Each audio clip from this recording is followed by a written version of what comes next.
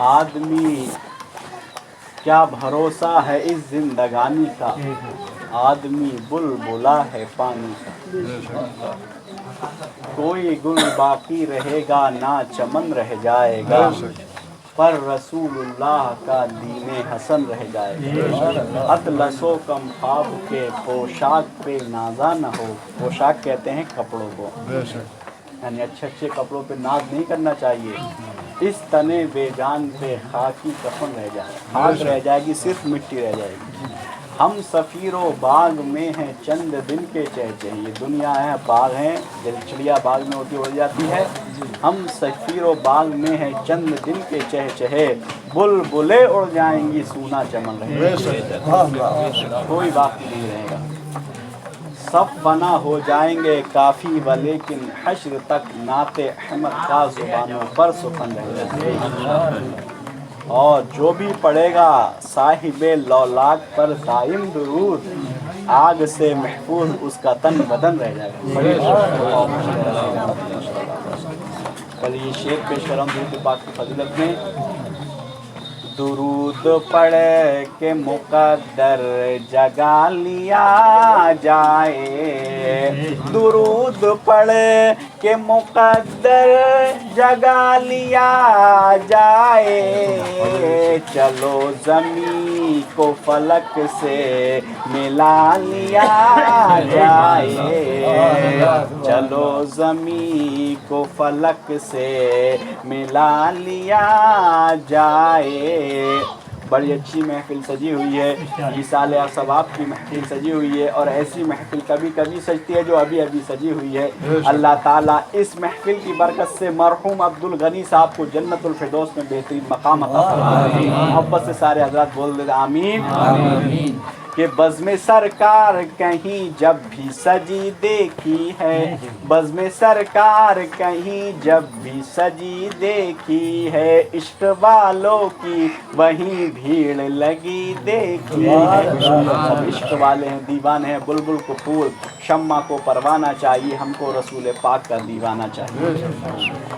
موت کی محفل ہے، اسی تناظر میں تھوڑی دیر گفتگو کروں گا۔ میرے درود شریف کی فضیلت ملاحظہ فرمائیں۔ اللہم صلی علی محمد صلی اللہ علیہ وسلم۔ حضرت عمر ابن خطاب رضی اللہ تعالیٰ عنہ بیان کرتے ہیں، دیکھیے جب دعا مانگا کریں تو اس کے پہلے درود شریف پڑھ لیا کریں، اور جب پھر دعا مانگیں، پھر دعا کے بعد درود شریف پڑھ لے کریں۔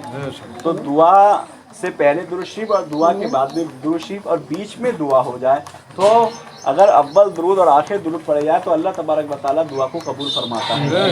حدیث شریف میں ان الدعاء موقوف بین السماء والارض، بے شک زمین و آسمان کے درمیان دعا لٹکا دی جاتی ہے، یہاں تک کہ جب بندہ آقا پر درود پڑھ لیتا ہے تو اسے اللہ تبارک و تعالیٰ واجب اجابت پہ پہنچ جاتی ہے، اللہ تعالیٰ قبول فرماتا ہے۔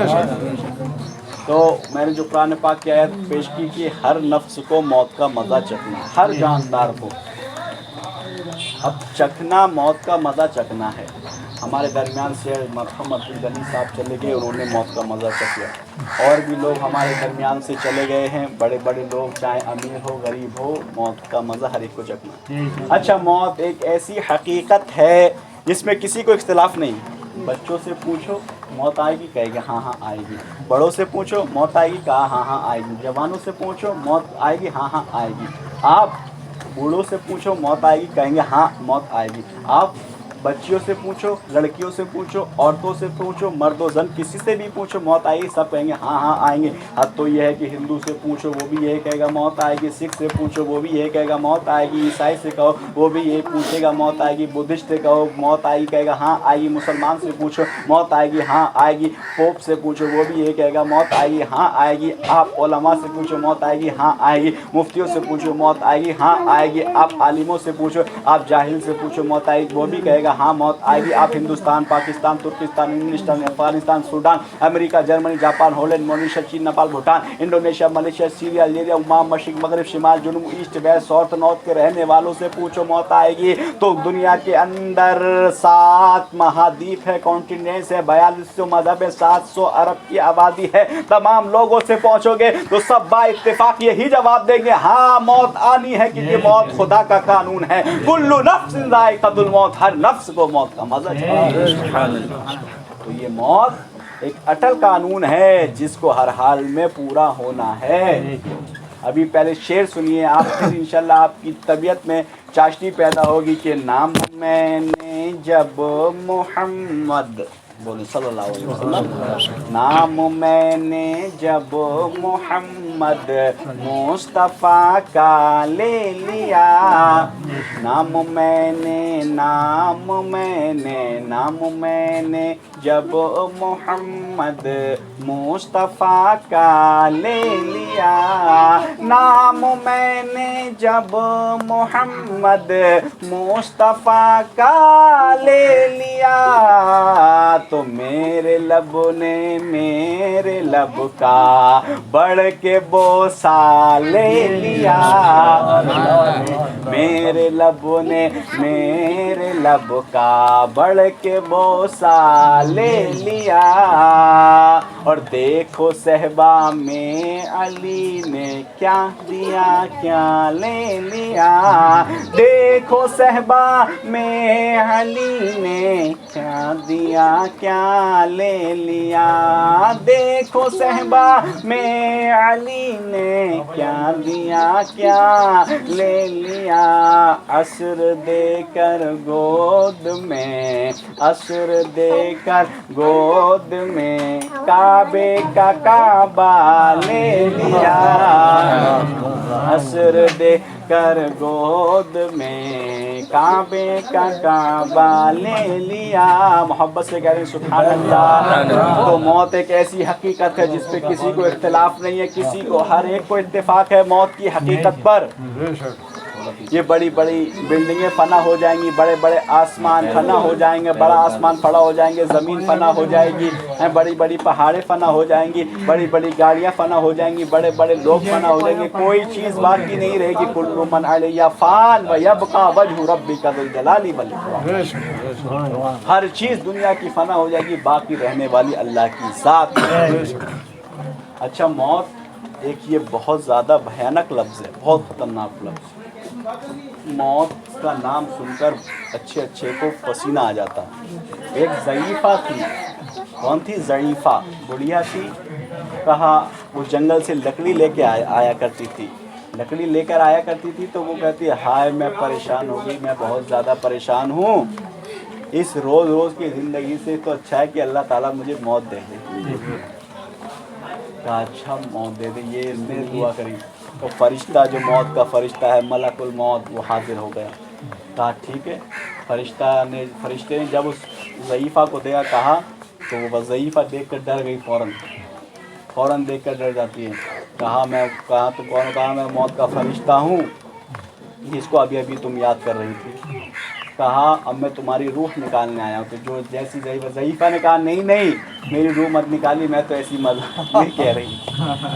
تو دور تھی تو موت بہت کہا کہ موت آ جائے. آپ بھی دیکھا ہوگا آج لوگ کہتے ہیں مر جاؤ تو اچھا ہے، لیکن جب موت کا معاملہ بہت سخت، ارے زندگی ہے تو سب کچھ ہے، جان ہے تو جان ہے، جان نہیں تو پھر تو کچھ ہی نہیں ہے. تو موت بہت زیادہ خطرناک لفظ ہے. اور ایک بات اور سنو، جس کی موت جہاں پر محقق ہے وہیں پر آئے گی، وہاں سے نہ ہٹ سکتی ہے نہ کم ہو سکتی ہے. چاہے کہیں کا رہنے والا ہو، چاہے وہ سعودی کا رہنے والا ہو، ہندوستان کا رہنے والا ہو، کہیں وہیں جہاں آنا ہوگی وہیں پر موت آئے گی. ایک شخص تھا جو حضرت سلیمان علیہ السلام، اللہ کے نبی حضرت سلیمان علیہ السلام کی بارگاہ میں ایک شخص تھا. اس کو اس کی موت کا حکم ہو گیا تھا. کہاں کا رہنے والا تھا؟ ملک شام کا. ملک شام کا رہنے والا وہ شخص تھا. اور ملک شام یہ ہندوستان سے 7 سمندر پار ہے، بہت دوری پر ہے، مصر وغیرہ کے علاقے میں. تو وہاں پر یہ شخص رہتا تھا. تو حضرت سلیمان علیہ السلام کی بارگاہ میں آیا. اس کی موت کا حکم ہو گیا تھا کہ اس کو موت جو آئے گی وہ ہندوستان کی سرزمین پر، فلاں سرزمین پر آئے گی. یہ حضرت سلیمان علیہ السلام کی بارگاہ میں تھا. اتنے میں جو موت کا فرشتہ تھا وہ آ جاتا ہے حضرت سلیمان علیہ السلام کی بارگاہ میں. اور اللہ تعالیٰ نے حضرت سلیمان علیہ السلام کو یہ طاقت عطا فرمائی تھی کہ آپ ہواؤں پر جہاز بنا لیں، ہواؤں پر اڑ جاتے تھے، کسی کو اڑا بھی سکتے تھے. آج جو ہوائی جہاز ملا ہے، ہوائی جہاز کی جو ایجاد ہوئی ہے 1902 میں 2 بھائیوں نے غالباً امریکہ کے دو بھائیوں نے 1902 میں پہلی بار ہوائی جہاز کی ایجاد کی، اور وہ اسی دیکھ کر کہ ہمارے مذہب اسلام میں حضرت سلیمان علیہ السلام نے بتایا کہ فضا میں بھی اڑا جا سکتا ہے، تو انہوں نے اسی کی کاپی کی اور ہوائی جہاز آج دنیا کو دے دیا، اور آج ہزاروں کلومیٹر کی رفتار سے، بلکہ جو ایک میزائل ہوتی ہے وہ 3400 کلومیٹر کی رفتار سے چل رہی ہے۔ تو یہ مزاج ہمارے قرآن اور ہمارے اسلام اور ہمارے نبی نے ہی دیا۔ تو وہ شخص حضرت سلیمان علیہ السلام کی بارگاہ پہ فرشتے آئے، کہا کہ مجھے اللہ تعالیٰ نے اس شخص کی روح نکالنے کے لیے حکم فرمایا ہے، لیکن اللہ تعالیٰ نے یہ بھی فرمایا ہے کہ میں اس کی جو روح نکالوں وہ ہندوستان کی زمین پر نکالوں، سرزمین ہند پہ نکالوں، لیکن مجھے تعجب یہ ہو رہا ہے کہ یہ ابھی ہندوستان کی زمین پر نہیں ہے، بلکہ یہ تو ابھی مصر میں ہے، یہاں پہ ملک شام میں ہے۔ یہ کیا معاملہ ہے؟ ملک شام میں ہے یہ۔ تو اس شخص نے خود ہی کہہ دیا حضرت سلیمان علیہ السلام سے کہ مجھے سرزمین ہندوستان میں پہنچا دو۔ سلیمان علیہ السلام سے کہہ دیا۔ یہ کہنے کے بعد حضرت سلیمان علیہ السلام نے حکم دیا کس کو؟ ہوا کو، جس کو جہاز تھا، ہوا کو حکم دیا کہ اس شخص کو ہوا لے جائے، اور جو بھی انہوں نے کپڑا وغیرہ بچھایا ہوگا اور وہ لے کر اس شخص کو حضرت سلیمان علیہ السلام کے حکم سے سرزمین ہند پر لے گئی۔ فرشتہ وہیں پر پہنچ گیا۔ اب فرشتے کے لیے کوئی چیز دور نہیں ہے، وہ جب چاہے تب چاہے آدمی کی روح کو قبض کر سکتا ہے۔ ہندوستان کی سرزمین پہ جانے کے بعد فرشتے نے حضرت سلیمان علیہ السلام کے حکم سے اس شخص کی روح کہاں پہ؟ ہندوستان میں قبض کر لی۔ پتہ کیا چلا کہ انسان کی موت جہاں واقع ہے وہیں پر مرے گا، وہاں سے نہ ہٹ سکتا ہے نہ بڑھ سکتا ہے۔ محبت سے بولیں آپ حضرات سبحان اللہ۔ تو جس کی جہاں موت آنی ہے وہیں آنی ہے، ایک آن بھی نہیں ہٹ سکتا ہے۔ اور میں آپ حضرات کو ایک حدیث پاک سناؤں جس میں اللہ کے رسول صلی اللہ تعالیٰ علیہ وسلم نے ارشاد فرمایا ہے کہ آدمی، پہلے حدیث کا مفہوم یہ نہیں ہے، آدمی اپنی آج دنیا میں ہر چیز کی فکر کرتا ہے۔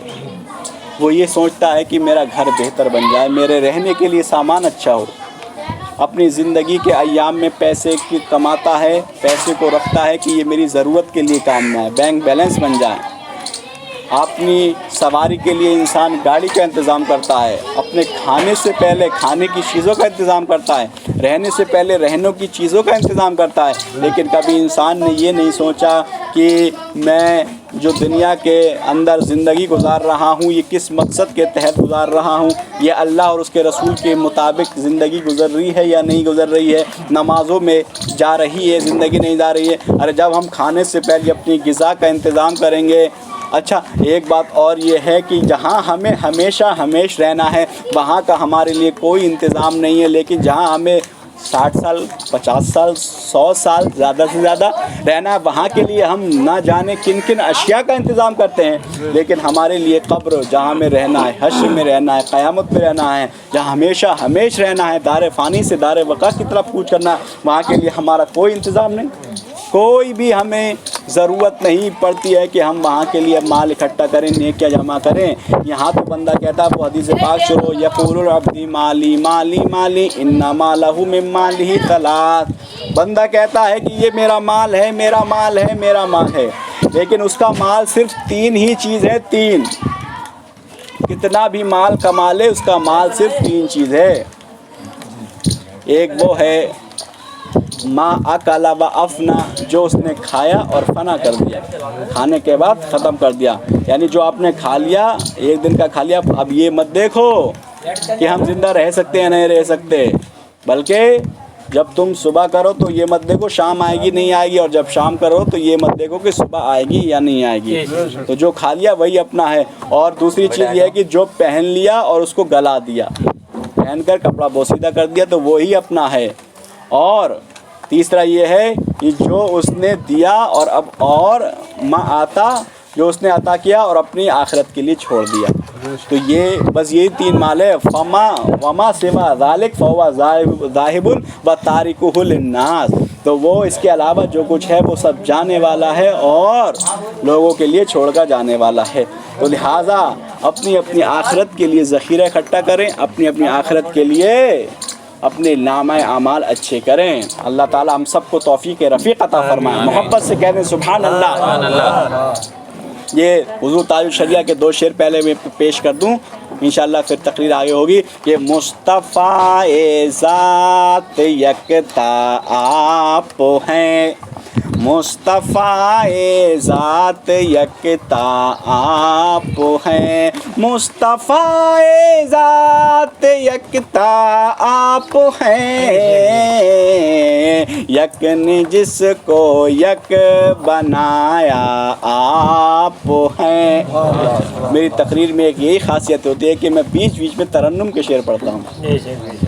اور آپ کی صورت کو دیکھا جان دی یا رسول اللہ، آپ کی طلعت کو دیکھا جان دی، قبر میں پہنچا تو دیکھا آپ ہیں. اللہ تعالی ہم سب کو پیارے مصطفیٰ کا دیدار عطا فرمائے. محبت سے کہتے ہیں آمین. آپ دنیا سے چلے گئے، آپ کا انتقال ہو گیا، اب قبر کی منزل میں آپ پہنچ گئے ہیں. کافی فٹ نیچے مٹی میں آپ کو کئی کلو مٹی کے اندر آپ کو دفنا دیا گیا. اب آپ کی قبر میں آپ کے ساتھ آپ کا بھائی نہیں ہے، آپ کے ساتھ آپ کی بہن نہیں ہے، آپ کے ساتھ آپ کی بیوی نہیں ہے، آپ کے ساتھ آپ کا بیٹا نہیں ہے، آپ کے ساتھ آپ کی ماں نہیں ہے، آپ کے ساتھ آپ کی بہن نہیں ہے، پھوپھی نہیں ہے، باپ نہیں ہے، خالہ نہیں ہے، خالو نہیں ہے، چاچا نہیں ہے، چاچی نہیں ہے، امی نہیں ہے، بڑی امی نہیں ہے، نانا نہیں ہے، نانی نہیں ہے، دادا نہیں ہے، دادی نہیں ہے، نواسا نہیں ہے، نواسی نہیں ہے، کوئی بھی قبر میں نہیں ہے. لیکن جب آپ قبر میں پہنچ گئے، لیکن ایک مرنے والا ایمان کی حالت میں مرا، تو میں یہ کہہ سکتا ہوں کہ قبر میں کیسے کہوں اندھیرا ہوگا، آپ جو ہوں گے تو اجالا ہوگا. یعنی حضور علیہ الصلوۃ والسلام قبر میں جب جلوہ فرما ہوں گے تو ہمیں اجالا ہی اجالا ہوگا، روشنی ہی روشنی ہوگی. ایک حدیث پاک اور پڑھتا ہوں. ان ابی ہریرہ رضی اللہ تعالی عنہ قال قال رسول اللہ صلی اللہ تعالی علیہ وسلم اذا مات الانسان انقطع عنه عمله الا من ثلاثه الا من صدقة جاریہ او علم ينتفع به او ولد صالح يدعو له او كما قال رسول اللہ. حضرت ابو ہریرہ رضی اللہ تعالی عنہ صحابی رسول ہیں، وہ فرماتے ہیں کہ جب آدمی مر جاتا ہے موت آئے گی، سب کو معلوم ہے. آپ کا کبھی قبرستان جانا ہوا؟ یہ بتائیے. جانا ہوا سب کا جانا ہوا، لیکن آپ کو ساتھ نہیں جاتے. مرنے والا آپ کو ساتھ لے کے جاتا ہے کہ چلو میرا ٹھکانہ دیکھ لو، چلو میری جگہ کو دیکھ لو. میں کیمری میں رہتا تھا، میں کولر میں رہتا تھا، میں اے سی میں رہتا تھا، کھلا گھر میں رہتا تھا، اب میرا ٹھکانہ دیکھ لو، قبر کی منزل میں پہنچ گیا ہوں. اب میرے ساتھ نہ گھر والا ہے، نہ کولر کا انتظام ہے، نہ فین کا انتظام ہے، نہ اے سی کا انتظام ہے، نہ کرسی کا انتظام ہے، نہ بیڈ کا انتظام ہے، کسی چیز کا انتظام نہیں ہے. مرنے والا قبر میں چلا گیا، اب کسی چیز کا انتظام نہیں ہے. آپ قبر میں پہنچنے کے بعد نماز نہیں پڑھ سکتے، روزہ نہیں رکھ سکتے، حج نہیں کر سکتے، زکوٰۃ نہیں دے سکتے، عطیات نہیں دے سکتے، صدقات نہیں دے سکتے، خیرات نہیں دے سکتے، حسنات نہیں کر سکتے. مگر 3 کام ایسے ہیں اگر مرنے والا کر کے مر گیا تو ان 3 کاموں کی وجہ سے قبر میں ثواب ملتا رہے گا. 3 کام، اور یہ بہت اہم کام ہے، سن لیجئے گا اور ذہن نشین کر لیجئے گا. 3 کام وہ یہ ہیں کہ جب مرنے والا مر گیا تو قبر میں بھی ثواب ملتا رہے گا. حالانکہ قبر میں ثواب ملنے کا کوئی معاملہ نہیں ہے، لیکن دنیا کے اندر یہ 3 کام کرتے ہوئے مر گیا تو قبر میں ثواب کا سلسلہ جاری رہے گا. پہلی چیز صدقہ جاریہ، ایسا صدقہ کہ جو جاری رہنے والا ہو. مثلاً آپ کے محلے میں مسجد بن رہی تھی، مدرسہ بن رہا تھا، قبرستان بن رہا تھا، کوئی نیک کام ہونا تھا، آپ نے اپنی خون کی کمائی سے، پسینے کی کمائی سے، آپ نے اپنی کمائی سے، جس کو آپ نے خود از خود کمایا تھا، محنت کر کے کمایا تھا، آپ نے مسجد میں چندہ دیا، مدرسے میں چندہ دیا. تو جب تک مسجد باقی رہے گی، مدرسہ باقی رہے گا، آذان ہوتی رہے گی، نماز ہوتی رہے گی، اقامت ہوتی رہے گی، قرآن کا درس ہوتا رہے گا، قرآن خوانی ہوتی رہے گی، تلاوت خوانی ہوتی رہے گی، درود خوانی ہوگی، نعت خوانی ہوگی، تو مرنے والا قبر میں پہنچ گیا، اس کی وجہ سے قبر میں ثواب ملتا رہے گا. تو پہلی چیز صدقہ جاریہ، اور دوسری چیز آقا داتا نے فرمائی اور علم ينتفع به، ایسا مرنے والا علم چھوڑ کر مرا ہو جس سے لوگوں کو فائدہ پہنچا ہو، فائدہ لوگوں کو اس کا پروفٹ پہنچا ہو، فائدہ پہنچا ہو۔ مثلاً آپ عالم دین ہیں اور آپ کے کئی شاگرد ہیں، تو آپ کا انتقال ہو گیا تو وہ شاگردوں کے شاگرد جب تک رہیں گے اور آپ کو اس علم کا صدقہ قبر میں ملتا رہے گا۔ یا یہ ہے کہ آپ نے کسی نیک کام میں، مدرسے میں جو کتابیں پڑھائی جاتی ہیں، درس نظامی کی، مولویت کی، عالمیت کی، وہ رقبہ دی، آپ کا انتقال ہو گیا، اور جب تک وہ بچے جو یہاں پہ پڑھ رہے ہیں اور کتابیں رکھی ہیں اور اس سے اس کو فیض ملتا رہے گا اور بچوں کو فیض ملتا رہے گا، بچے اس علم کے سلسلے کو آگے بڑھاتے رہیں گے، آپ قبر میں ہوں گے، لیکن آپ نے جو کتابیں رکھوائی تھی اس کے وجہ سے ثواب ملتا رہے گا۔ اور تیسری چیز آقا داتا ماوا ملجا شمس الدہا نے بیان فرمائی کہ مرنے والا نیک اولاد چھوڑ کر مرا ہو۔ نیک اولاد کیسی ہو؟ نیک۔ اگر آپ کی اولاد حافظ ہے سبحان اللہ، قاری ہے سبحان اللہ، عالم ہے سبحان اللہ، مفتی ہے سبحان اللہ۔ اگر آپ کی اولاد عالم نہیں، فاضل نہیں، قاری نہیں، کوئی بھی نہیں ہے، لیکن نیک ہے تو نیک ہونے کی وجہ سے آپ کو ثواب ملتا رہے گا۔ توجہ میری طرف کریں، کیا آپ کی اولاد نیک ہو، یعنی ایسی اولاد ہو جو نمازوں کی پابندی بھی کرتی ہو، احکام شرع پہ عمل کرتی ہو، لوگوں کو دین کی طرف بلاتی ہو، اچھے کام کا حکم دیتی ہو۔ ادھر میری طرف توجہ دیں، ادھر دیکھیں آپ حضرات، وہاں نہ جائیں، کہ جو آپ کی اولاد آپ کے نیک کام کرنے والی ہو، اچھے کام کرنے والی ہو، اچھائی کا حکم دینے والی ہو، برائی سے روکنے والی ہو، تو وہ بھی آپ کے لیے صدقہ جاریہ کا کام کرے گی۔ یہ تین کام کے سبب اللہ تعالیٰ آپ کو قبر میں ثواب عطا فرمائے گا۔ درود شریف کا نذرانہ پیش کریں، اللہم صلی علی سیدنا و مولانا محمد صلی اللہ تعالی علیہ وسلم۔ یہ چند اشعار پیش کر دوں ترنم میں، انشاءاللہ آپ کی طبیعت خوش ہو جائے گی۔ کہ غلام حشر میں جب سید الورا کے چلے، یہ ترنم میں، اور یہ میری تقریر ریکارڈ ہو رہی ہے، انشاءاللہ اسے یوٹیوب پر ڈال دیا جائے گا۔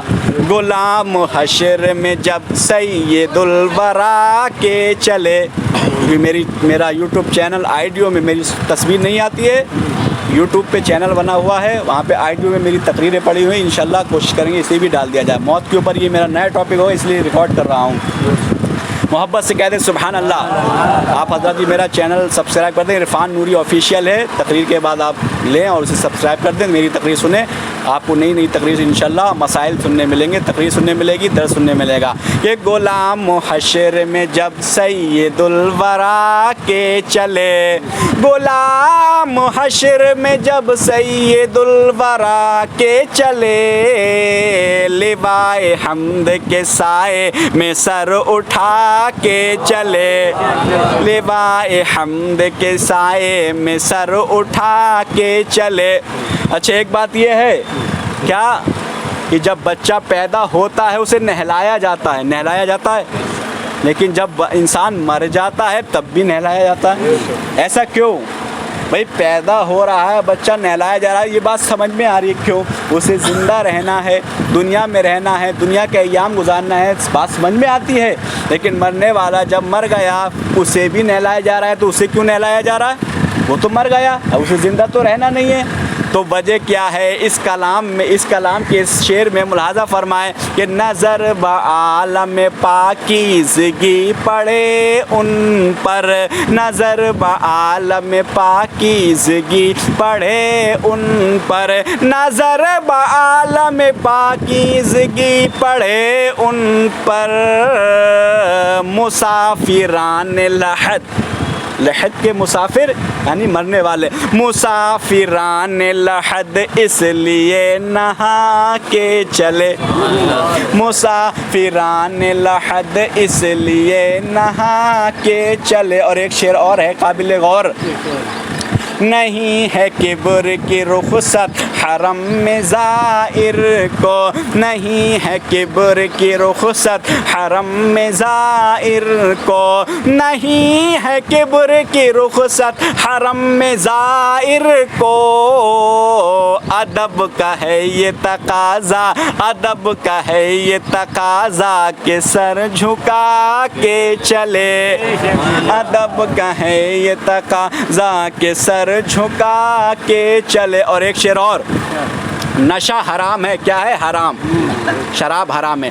اس کی بہت ساری علت اور وجوہات، علل و وجوہات ہیں، لیکن ایک علت اور ایک وجہ اس شعر میں بھی ہم ملاحظہ فرما لیں۔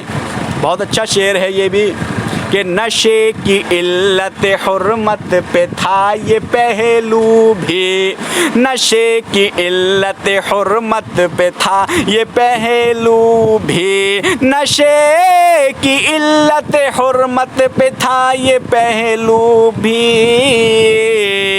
کہ پل سے رات پہ، کہ پل سے رات پہ، کہ پل سے رات پہ مومن نہ لڑکھڑا کے چلے، کہ پل سے رات پہ مومن نہ لڑکھڑا کے چلے۔ آخری شعر ملاحظہ فرمائیں، نصیر ان کے سوا کون ہے رسول ایسا، نصیر ان کے سوا کون ہے رسول ایسا، نصیر ان کے سوا کون ہے رسول ایسا، جو بخشوانے پہ آئے، جو بخشوانے پہ آئے تو بخشوا کے چلے، جو بخشوانے پہ آئے تو بخشوا کے چلے، غلام حشر میں جب سید الورا کے چلے۔ بس آخری بات پیش کر کے میں رخصت ہو جا رہا ہوں، عبد البھائی بھی ہیں اور تھوڑی دیر بعد اور چلے گا، پھر صلاۃ السلام ہو جائے گا۔ آخری بات، یہ موت کی محفل ہے، اللہ تبارک و تعالیٰ کے نزدیک کوئی بھی شے ایسی نہیں ہے کہ اللہ تعالیٰ جس کو مرنے کے بعد زندہ نہ فرما دے۔ ابھی مدرسے میں جب ننھے بھائی مجھے لینے گئے تھے تو یہی درس پڑھا رہا تھا، اسی وقت آئے تھے کہ اللہ تبارک و تعالیٰ ہر شے کو دوبارہ زندہ کرنے پر قادر ہے۔ کفار یہ کہتے تھے، ان کا کہنا یہ تھا کہ اللہ تبارک و تعالیٰ دوبارہ پلٹنے پر، لوٹانے پر انسان کو قادر نہیں ہے، کیونکہ جب انسان مر گیا، مرنے کے بعد مٹی میں چلا گیا، اور مٹی میں جانے کے بعد اس کی ہڈیاں وغیرہ سارا جسم ختم ہو جاتا ہے۔ ختم ہو جانے کے بعد جب جسم کے سارے اعضاء ہی ختم ہو گئے تو اب پھر کیسے اللہ تعالیٰ زندہ کرے گا؟ تو یہ ان کا ایک سوال تھا، اس کا جواب دیا گیا۔ تو یہ چونکہ اللہ تبارک و تعالیٰ کی قدرت سے دور نہیں ہے، یہ تو ہم لوگوں کے اختیار میں ہے، ہم لوگوں سے ایسا نہیں ہوگا، ہم لوگ کسی کو زندہ نہیں کر سکتے، ہم لوگ کسی کو حیات نہیں دے سکتے۔ اور ایک بات یہ بتائیے کہ جب اللہ تعالیٰ نے بغیر کسی نمونے کے ہمیں بنا دیا، بھائی ہمیں اللہ تعالیٰ نے پیدا فرمایا، جب تو ہم کچھ بھی نہیں تھے، جب ہم اللہ تعالیٰ نے پیدا فرمایا ہم کچھ نہیں تھے کچھ، جب بغیر نمونے کے، بغیر کسی شے کے ہوتے ہوئے اللہ تعالیٰ نے ہمیں بنا دیا، اب آپ زندہ ہو گئے، پھر مر جاؤ گے، پھر دوبارہ اٹھا دے گا، تو یہ نہیں کر سکتا کہ اللہ تعالیٰ یہ کر سکتا ہے؟ جب آپ پہلے ہی نہیں تھے، اب تو آپ ہیں۔ بھائی ذرات مل گئے، اللہ تعالیٰ اپنی علم قدرت سے ملا کر ذرات کو، انسان کو زندہ کر سکتا ہے۔ تو یہ کفار نے اعتراض کیا تھا، اس کا جواب دیا گیا کہ اللہ تعالیٰ کی قدرت سے کوئی چیز دور نہیں ہے، یہ تو ہمارے لیے، بندوں کے لیے ہے۔ تو اب میں آخری بات یہ عرض کر سکتا ہوں کہ اللہ تعالیٰ ہر شے پر قادر ہے، وہ زندوں کو، مردوں کو زندہ کر سکتا ہے، ذرات سے پھر انسان بنا سکتا ہے۔ جیسے اللہ کے جلیل القدر پیغمبر حضرت ابراہیم علیہ السلام ہے، حضرت ابراہیم علیہ السلام نے ایک بار اللہ تعالیٰ سے عرض کیا، اللہ تعالیٰ سے عرض کیا کہ اے مولا ربی ارینی کیف تحیی الموتی، اے میرے رب تو مجھے دکھا دے کہ تو مردوں کو زندہ کیسے فرماتا ہے۔ حضرت ابراہیم علیہ السلام بڑے جلیل القدر پیغمبر تھے، پیغمبر ہیں، جنہوں نے یہ کہا کہ تو اللہ تعالیٰ نے فرمایا اولا تؤمن، کیا تمہیں ایمان نہیں، کیا تمہیں بھروسہ نہیں ہے، کیا تم اس پر ایمان رکھتے؟ کہا مجھے ایمان تو ہے، عقیدہ تو ہے، لیکن میں دیکھنا چاہتا ہوں کہ تو مردوں کو زندہ کیسے فرماتا ہے۔ یہ بات حضرت ابراہیم علیہ السلام نے اللہ تعالیٰ سے عرض کی. اللہ تعالیٰ نے فرمایا ٹھیک ہے میں تمہیں دکھاتا ہوں کہ میں مردوں کو کیسے زندہ فرماتا ہوں. کہا ابراہیم 4 پرندوں کو لے لو, 4 پرندے لے لو, 4 پرندوں کو لے لو, ملا لو, کھلا لو, ہلا لو, ملا لو, نہلا لو, دھلا لو اور سب کو مانوس کر لو. 4 پرندوں کا نام دیا. مور کو لے لو, کوے کو لے لو, گدھ کو لے لو اور کبوتر کو لے لو. ایک دوسری روایت میں 5 جانور کا ذکر ہے, ایک میں 4 کا ہے. بہرحال کنز الایمان میں 4 جانوروں کا ذکر ہے اور ایک دوسری روایت میں غالباً گدھ کی جگہ ایک دوسرا جانور ہے. کہا ان 4 جانوروں کو لے لو, پرندوں کو لے لو, جانور نہیں پرندے, یہ پرندے ہیں, ان کو لے لو, کھلا لو, پلا لو, نہلا لو, ملا لو, دھلا لو اور مانوس کر لو.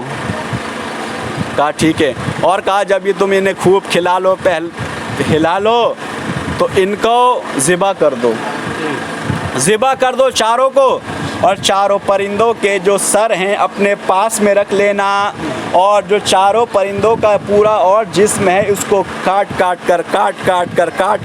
قیمہ بنا لینا, ملا لینا, قیمہ کر کے سب کو ایک دوسرے میں خلط ملط کر دینا اور ایک پہاڑی پہ ایک پرندے کے, ایک پہاڑی پہ دوسرے کو, ایک پہاڑی پہ تیسرے کو, ایک پہاڑی پہ چوتھے کو, اور 4 کو جو 4 سر ہیں وہ اپنے پاس رکھ لینا. حضرت ابراہیم علیہ السلام نے حکم ربی کی بنیاد پر ایسا ہی کیا کہ 4 پرندوں کو ذبح کر لیا, سر کو اپنے پاس رکھا اور باقی کو قیمہ کر کے مکس کر کے ایک پہاڑی کی چوٹی پہ یہ گوشت, ایک پہاڑی کی چوٹی پہ وہ گوشت, ایک پہاڑی کی چوٹی پہ وہ گوشت, ایک پہاڑی کی چوٹی پہ اس گوشت کو ڈال دیا. حضرت ابراہیم علیہ السلام سے اللہ تعالیٰ نے فرمایا کہ تم ان 4 کو آواز دو, آواز فَسُرْهُنَّ إِلَيْكَ يَأْتِينَكَ السَّعْيَ, 4 کو بلا لو اور آواز دو اور یہ 4 تمہارے پاس دوڑتے ہوئے آئیں گے. حضرت ابراہیم علیہ السلام نے 4 کو پرندوں کو الگ الگ پہاڑی پہ ڈالنے کے بعد 4 کے سر کو بلایا اور کہا اے مور تو آ جا, اے کوے تو آ جا, اے گدھ تو آ جا, اے پرندے تو آ جا. 4 پرندے آ جاتے ہیں اور آ جانے کے بعد مور اپنے سر سے لگ جاتا ہے, گدھ اپنے سر سے لگ جاتا ہے, کوا اپنے سر سے لگ جاتا ہے اور کبوتر اپنے سر سے جا کے لگ جاتا ہے اور 4 پرندے زندہ ہو جاتے ہیں, ہوا میں پرواز کرنے لگتے ہیں. حضرت ابراہیم علیہ السلام نے اللہ تبارک و تعالیٰ کی بارگاہ میں عرض کیا اے مولا مجھے معلوم تھا کہ تو ان پرندوں کو زندہ کرنے پر قادر ہے, لیکن آج دیکھ لیا, رویت ہو گئی, زیارت ہو گئی, لہذا روح کو تسکین مل گئی, قلب کو تسکین مل گئی. تو یہ اللہ تبارک و تعالیٰ کی ذات سے کوئی شے بعید نہیں ہے کہ اللہ تبارک و تعالیٰ ہر شے کو زندہ کرنے پر, مردے کو زندہ کرنے پر قادر ہے.